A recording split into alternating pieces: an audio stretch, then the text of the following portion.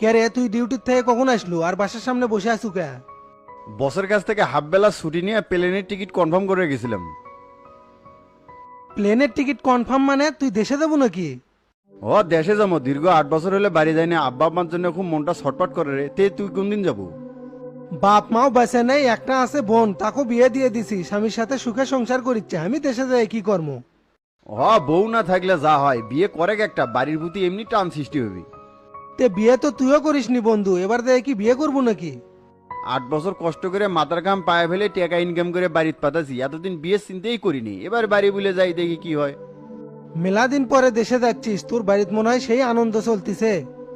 আমি তো সারপ্রাইজ দিব সবাইকে, এই জন্য কাউকে কই নেই যে যাচ্ছি। তাহলে তো সেই মজা হবি, হঠাৎ করে তোকে দেখে সবাই আনন্দে আত্মহারা হয়ে যাবি। তে ছুটি কয়দিনের লিলু? 3 মাসের ছুটি দিবে ছিল, অনেক চেষ্টা করে 4 মাসের ছুটি নিছি। তাহলে তো ভালোই হচ্ছে, অনেকদিন দেশে থাকবে পাবো। তে চ ভেতরে যায় ফ্রেশ ট্রেশ হয়ে খাওয়া দাওয়া করি। আচ্ছা চল, আজকে আমি তাড়াতাড়ি এসে ইলিশ মাছ রান্না করছি, দুইজন মজা করে খাই যায়।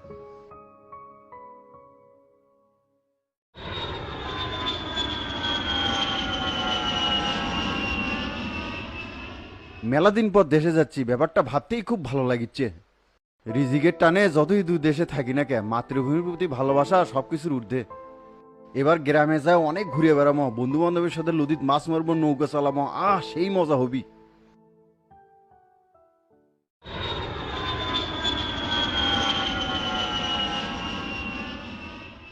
এই যে ভাই, যাবেন নাকি?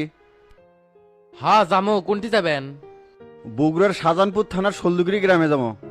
মনে হয় বিদেশ থেকে আসছে, ভাড়া একটু বেশি করে চাওয়া লাগবে। রাস্তা তো বহু দূর, আসার সময় ভাড়াও পাওয়া যাবে না, টাকা লাগবে 15,000। এ ভাই কি কন, 6-7 হাজার টাকার ভাড়া, সেটি আপনি 15 হাজার কেমনে চান? সেটা তো আপনি কলামি, আসার সময় ভাড়া পাওয়া যাবে না, খালি গাড়ি আসা লাগবে, গ্যাস খরচ আছে না।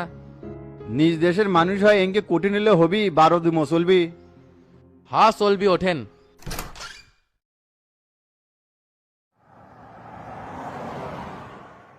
তে ভাই বিদেশ থেকে এলেন নাকি? কোন দেশে থাকেন? মালয়েশিয়া থাকি, দীর্ঘ 8 বছর পর বাড়িতে যাচ্ছি। কোন কি 8 বছর হলে বিদেশ আসিলেন? কেমনে থাকেন ভাই? আমি তো পরিবার ছাড়া একদিনও থাকা পারি না।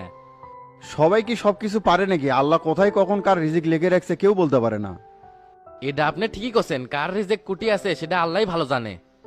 দেশ তো দেখিচ্ছি মেলা পরিবর্তন হয়ে গেছে, রাস্তাগুলো সেই সুন্দর করছে। এই দেশের আর উন্নয়ন ভাই হওয়ার মধ্যে খালি রাস্তাগুলোই হচ্ছে। কে ভাই মনোতে এত হতাশা কে? কোনো কষ্টই আছেন নাকি? কষ্টের কথা আর কি কমু ভাই, আগে সারাদিন গাড়ি চালায় চাঁদা দিতাম 200 টাকা। সরকার পরিবর্তন হওয়ার পর ভাবলাম আর কোনো চাঁদা দেওয়া লাগবে না, সব টাকা বাড়িতে লিয়ে যায় পারমো। কিন্তু এখন দেখেছি তার উল্টা, 3-4 জায়গা